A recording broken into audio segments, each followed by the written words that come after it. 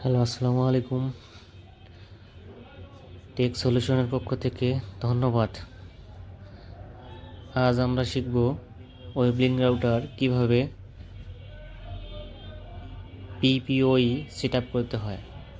সেজন্য আমরা প্রথমে ক্রোম ব্রাউজারে যাব।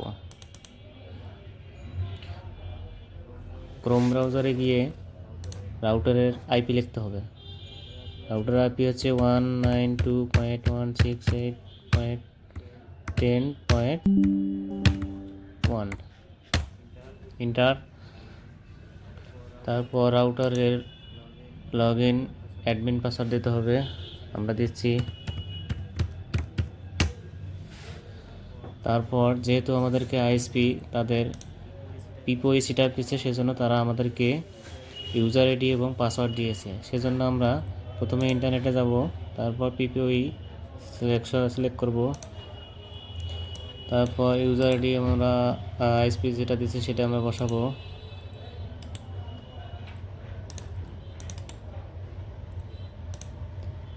তারপর পাসওয়ার্ড যেটা আমাদেরকে দিচ্ছে সেটাও বসাবো,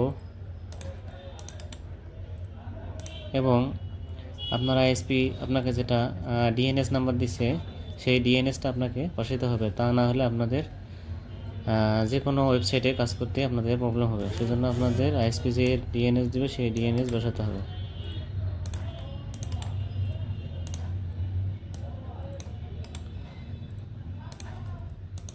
আমরা বসালাম